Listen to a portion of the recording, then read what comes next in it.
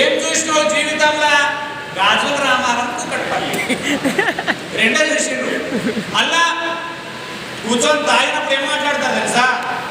నేను తెలంగాణ తోపు, తెలంగాణ తోపు, తెలంగాణ బార్డర్ కూడా దాడతాడేమో కదా. గమ్మత్తు కదా. మీ అందరి పిల్లలకు జాగ్రత్త చదివిస్తారు మీరు. చూడండి, ఈ పాయింట్ చాలా ఇంపార్టెంట్. వింటూరు అందరూ ఆపేనా? చెప్పాలి కంటిన్యూ చేయనా ఆపనా? నాకు 15 నిమిషాలు దాటి నేను మాట్లాడినా అంటే నా పైసలు నేను వీకపోతాను. రూపాయి తక్కువ కాకుండా వీకపోతుంది. అది నా ప్రాబ్లం అయిపోయింది. ఎందుకంటే నా పైసలు వచ్చేసినాయి ఇక్కడికి. నేను మాట్లాడాలంటే మీ ఇంట్రెస్ట్ ఉంటే మాట్లాడతా. రాకేష్ దగ్గర రూపాయి తక్కువ కాకుండా పైసలు తీసుకోపోతా. మాత్రం డౌట్ లేదు. అందుకని మాట్లాడమంటే మాట్లాడతా. మాట్లాడనా? ఓకే. సో ఇక్కడ ఒక ఇంపార్టెంట్ ఏం తెలుసా? మన పిల్లలకు జాగ్రఫీ నేర్పుతున్నాము, హిస్టరీ నేర్పుతున్నాము, మ్యాథమెటిక్స్ నేర్పుతున్నాము, తెలుగు నేర్పుతున్నాము, ఇంగ్లీష్ నేర్పుతున్నాము, హిందీ నేర్పుతున్నాము, సైన్స్ నేర్పుతున్నాము. మళ్ళీ సైన్స్లో బయాలజీ, కెమిస్ట్రీ, ఫిజిక్స్ చాలా ఉన్నాయి. కానీ గమ్మత్తైన విషయం ఏంటి తెలుసా? చదువుతున్నాం, బట్టి పడుతున్నాం, కానీ ఎందుకు చదువుకున్నామో ఎవరికి అర్థమైతలేదు. మీకు ఒక్క ఎగ్జాంపుల్, 2-3 ఎగ్జాంపుల్స్ చెప్తా. మీ పిల్లలన్నా బాగు చేయండి, మీరన్నా బాగుపడండి. ఎట్లా చేయండి, నాకు సంబంధం లేదు. జాగ్రఫీలు అందరూ ఏం చేసేది తెలుసా? చిన్నప్పుడు ఇండియా పటం తీసేది. ఇండియా పటం కంపల్సరీ ఉంటుండే మనం. ఇప్పుడు మీరు చెప్పుండి నాకు, నేను ఇండియా పటం గీస్తా గాలిలా. ఫస్ట్ జమ్మూ కాశ్మీర్ స్టార్ట్ అవుతుంది. కరెక్టా తప్ప? కరెక్టే కదా. పక్కకు వస్తే కొంచెం సిక్కిం, ఇటు నుంచి కొంచెం రైట్ సైడ్ వస్తే మణిపూర్, మిజోరాం, అస్సాం, ఇవన్నీ పాడైతాయి. చేకూర్తుల, మేఘాలయ, చిరపుంజి ఇవన్నీ ఉంటాయి. ఇటు కిందికి వస్తే వెస్ట్ బెంగాల్కి వస్తాం. వెస్ట్ బెంగాల్ నుంచి కిందికి వస్తే ఒరిస్సా, ఒరిస్సా నుంచి కిందికి వస్తే ఆంధ్రప్రదేశ్, తెలంగాణ, అటు నుంచి కిందికి వస్తే కర్ణాటక, కర్ణాటక నుంచి కిందికి వస్తే తమిళనాడు, ఇటు సైడ్ కేరళ, మళ్ళా తిరిగితే మహారాష్ట్ర, మహారాష్ట్ర నుంచి గోవా, గోవా నుంచి గుజరాత్, గుజరాత్ నుంచి రాజస్థాన్, మళ్ళా పైకి జమ్మూ కాశ్మీర్. ఇంత పెద్ద కాంప్లెక్స్ మ్యాప్ మనకు జాగ్రఫీ టీచర్ నేర్పింది. నేర్చుకున్నాము, బట్టి పట్టినాము, పేపర్లలో గీసినాము, ఎగ్జామ్లో మార్కులు తెచ్చుకున్నాము. నా క్వశ్చన్, జాగ్రఫీ అంతా నేర్పింది బొమ్మలు గీసేటందుక 25 స్టేట్లలో చచ్చిపోయే లోపల 3-4 స్టేట్లు తిరుగుమని తిరుగుమని బొమ్మలు గీసుకోమని అదేనని అర్థమైంది. లైఫ్లో అర్థమైంది ఇంతేనని. 2 హిస్టరీలో మొఘల్స్ చరిత్ర, చాణక్యుల చరిత్ర, చోళుల చరిత్ర, శివాజీ చరిత్ర అన్ని చదివారు. అవన్నీ చదివి చచ్చిపోమని చెప్పారు. నీ వంశాన్ని కూడా చరిత్రలోకి ఎక్కియమన్నారు.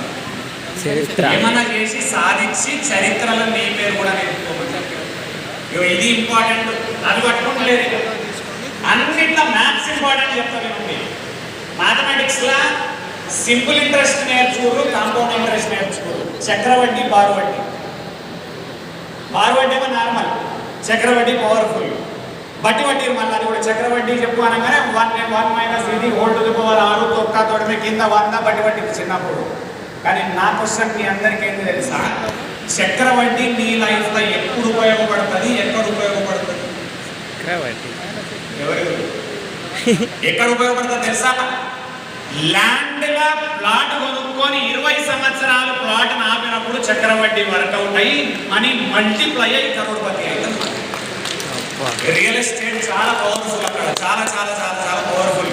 అందుకని 2018లో కంపెనీ స్టార్ట్ అయినాయి. ఇక్కడికి 5 ఏళ్ళు అవుతుంది, జస్ట్ 5 సంవత్సరాలు. దుండిగల్ అమ్మింది 3000 స్క్వేర్ యార్డు, ఇవాళ 55,000, 56,000 స్క్వేర్ యార్డ్. అంటే 17 టైమ్స్ పెరిగింది 5-6 సంవత్సరాలు. అది చక్రవడ్డీ. మేడ్చల్ల ల్యాండ్ 42,000 పోతుంది, 3,000. 16 టైమ్స్ 14 టైమ్స్ పెరిగింది. అది చక్రవడ్డీ. మీకు అందరికీ తెలుసలేదు ఏం తెలుసా?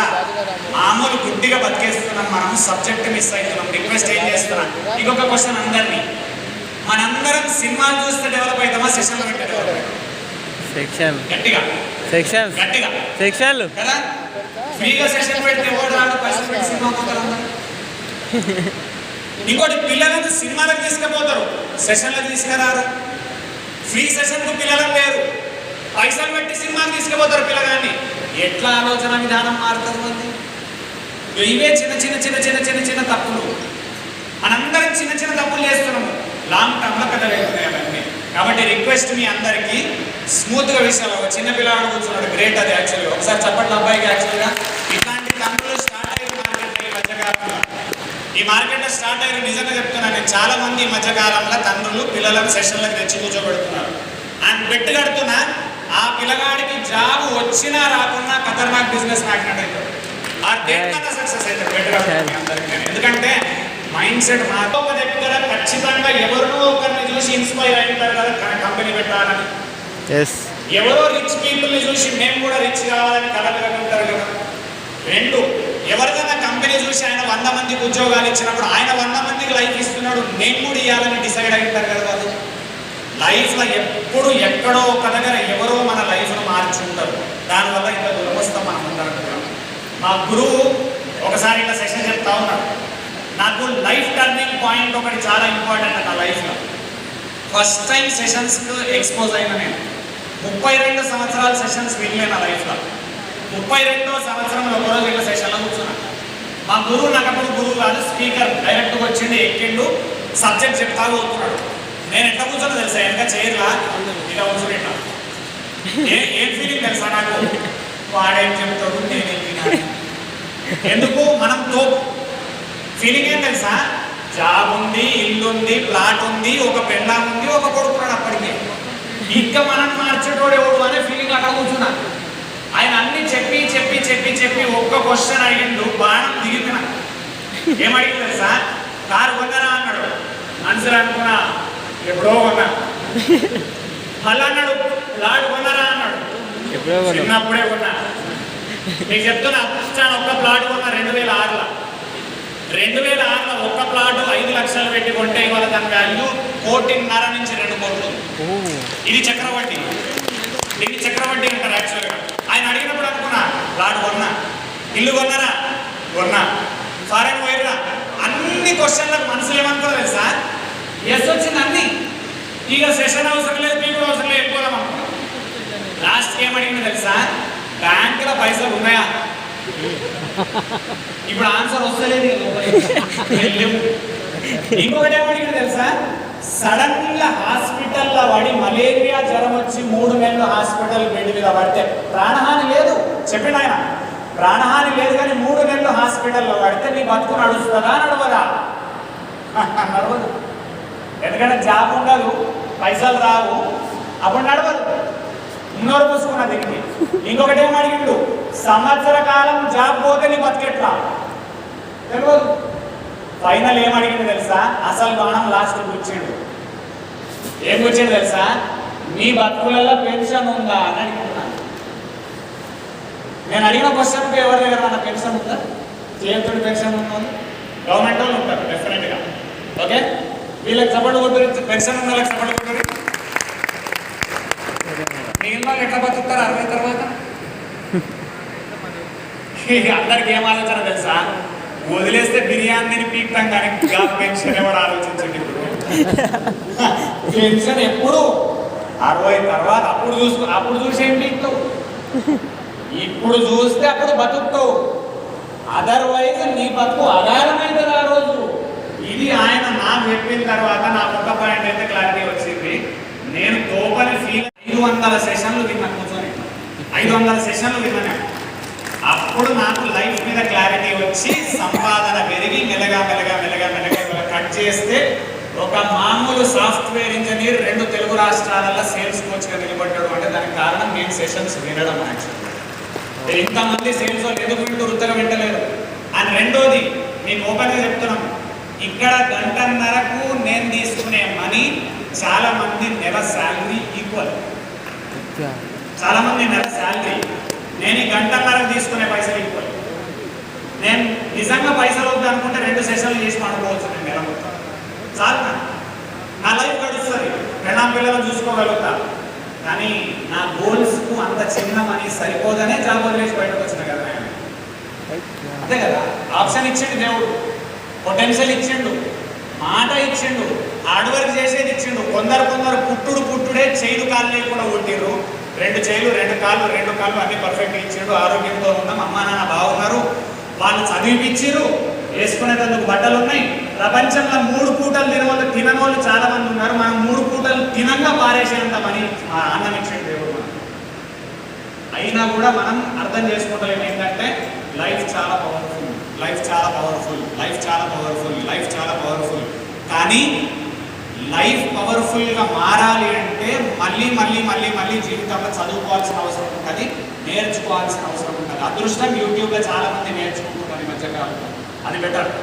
కానీ ఇంకా ఇంకా ఒక గురువు ఉండాలి లైఫ్లో ఎప్పటికీ. నేను ఉండలేను, మీ లీడర్లు మీ గురువులు, మీ ఎండీలు మీ గురువులు, మీ చైర్మన్లు మీ గురువులు. ఎందుకంటే మేము నిత్య డైలీ లైఫ్లో సంవత్సరాల క్రితం కారు కొన్నాను నేను. ఫర్ ఎగ్జాంపుల్ బద్దగట్టిన 10 సంవత్సరాల తర్వాత రేట్ ఎంత అవుతుంది? 10 లక్షలు పెట్టి కారు కొన్నా, స్విఫ్ట్ డిజైర్ కొన్నా, 10 లక్షలు పెట్టి స్విఫ్ట్ డిజైర్ కొన్నా. 10 సంవత్సరాల తర్వాత రేట్ ఎంత అవుతుంది అండి? మీ అందరికీ పెద్ద తప్పు నేను చేసింది మీ అందరికి ఓపెన్గా చెప్తున్నా. అది ఎంత సిగ్గులేని తప్పు కూడా ఓపెన్గా చెప్తున్నా. మీకు చాలా పెద్ద ఇన్సల్ట్. 2006 నుంచి 2008 వరకు ఫారెన్లో ఉన్నాం. 3 లక్షల శాలరీ నెలకు, 1 లక్ష మిగిలింది నెలకు. ఓవరాల్గా 3 సంవత్సరాల్లో 30 లక్షలు మిగిలినాయి 2006 నుంచి 2008 టైంలో. ఆ టైంలో తెలంగాణలో ఎకరం 1 లక్షకు వస్తుండే, 20 లక్షలకు 20 ఎకరాలు వస్తుండే తెలంగాణలో. ఇవాళ దాని వాల్యూ 20 కోట్లు. 20 కోట్లు నా దగ్గర ఉంటే ఈ ఒర్రుడు లేదు, పీకుడు లేదు, ఇట్లా వాడుకుంటుంది సపరేట్. ఇదే కూడా మంచిగా వాడుకుంటాడు. ఎవడన్నా చేయనా ఒర్రు లేదు, తొక్కలేదు, దొబ్బేను అని. తప్పేం తెలుసా? పైసలు ఉన్నా కూడా ఏం చేయాలో తెలియని బతుకులు మనకి. చిన్న చిన్న చిన్న చిన్న మిస్టేక్స్.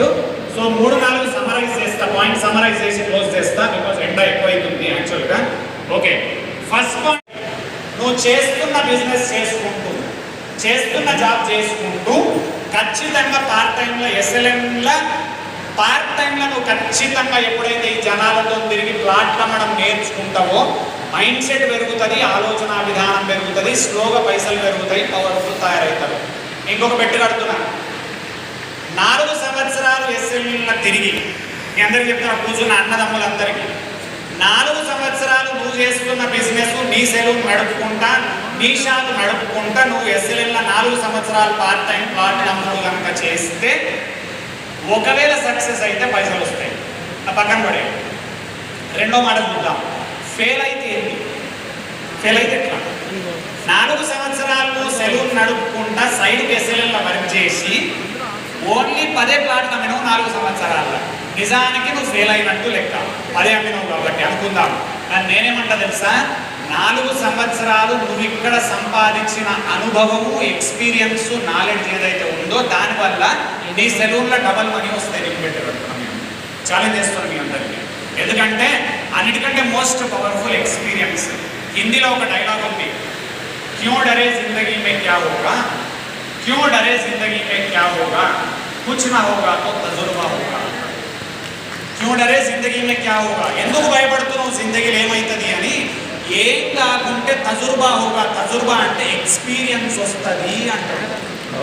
0 ఇన్వెస్ట్మెంట్, మనం షాప్ పెట్టింది లేదు, రెంట్ కట్టింది లేదు, ఎలక్ట్రిసిటీ బిల్ లేదు, లీడర్ హెల్ప్ చేస్తాడు, ప్లాట్ అంటే మనకు తెలియదు, లీడర్ ఎక్స్ప్లెయిన్ చేస్తాడు, కారు లీడర్ పెడతాడు, డీజిల్ లీడర్ పోస్తాడు.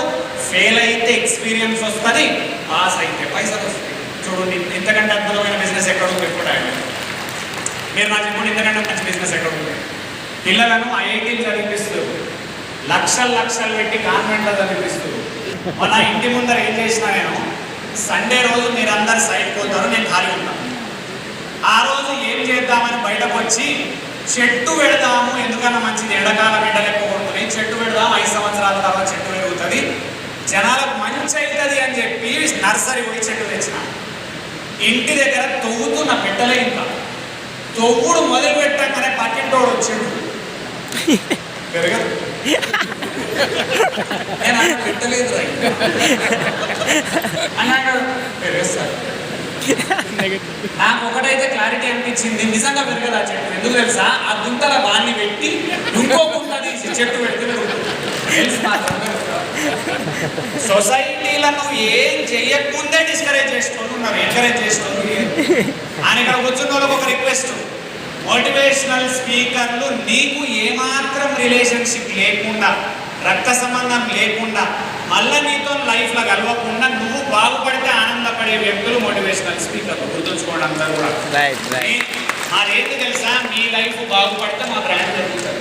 మా మనస్ఫూర్తిగా ఏముంటుంది తెలుసా, మిడిల్ క్లాస్ వాళ్ళు బాగుపడాలి, ఉన్న స్థాయి నుంచి ఉన్నత స్థాయికి పోవాలి, మైండ్ సెట్ పెరగాలి, ఆలోచన విధానం పెరగాలి, టైం వేస్ట్ తగ్గాలి, టైం ఇన్వెస్ట్మెంట్ పెరగాలి, మనీ వేస్టేజ్ తగ్గాలి, మనీ ఇన్వెస్ట్మెంట్ పెరగాలి. రిచ్ కావాలంటే మనీ అన్న ఇన్వెస్ట్ చేయాలి, ఎస్ఎల్ఎల్ లాంటి కంపెనీలో టైం అన్న ఇన్వెస్ట్ చేయాలి. టైము ఇన్వెస్ట్ చేయకుండా మనీ ఇన్వెస్ట్ చేయకుండా లైఫ్లో రిచ్ కాదు. ఇది మాత్రం గుర్తుంచుకోండి. కూర్చున్న మిగిలిన వాళ్ళు ఎవరైతే ఉన్నారో కొందరు పాపం తెలియకుండా ఏం చేస్తారు, వాళ్ళు వస్తారు, వింటారు, విన్న తర్వాత బిజినెస్ చేద్దాం అనిపిస్తుంది, అనుకోని సంఘటన అలా జరిగిన దాని వల్ల ఏమైతుంది, బిజినెస్ స్టార్ట్ చేస్తారు, వెళ్ళిపోతారు బిజినెస్ల నుంచి. వాళ్ళకు ఒక సూచన చెప్తున్నాను, దేవుని దయ వల్ల మీరు వెళ్ళిపోకుండా ఇక్కడ బిజినెస్ చేసుకోవాలని కోరుకుంటున్నాను. కొందరు వచ్చి కూర్చొని సడన్గా 2-3 ప్లాట్లు ట్రై చేసి ఎవడో ఎక్కిరించిండని చెప్పి వెళ్ళిపోతారు. వాళ్ళకి ఏం రిక్వెస్ట్ ఏం చేస్తున్నా, ప్లాట్లు అమ్మినా రిచ్ అవుతారు, కానీ 1000 ప్లాట్లు అమ్మితే రిచ్ అవుతారు. కానీ 3 నుంచి 5 ప్లాట్లు కొనుక్కున్నా రిచ్ అవుతారు. కాబట్టి లైఫ్లో ఏం చేయండి తెలుసా, money investment, money investment, money investment, money investment, money investment, money investment, money investment మర్చిపోకండి. ఇండియా మొత్తంలో రిచెస్ట్ హీరో శోభన్ బాబు, మీ అందరికీ తెలుసు. రిచెస్ట్ హీరో శోభన్ బాబు. అమితాబ్ బచ్చన్ కూడా కాదు, అమీర్ ఖాన్ కాదు, షారుఖ్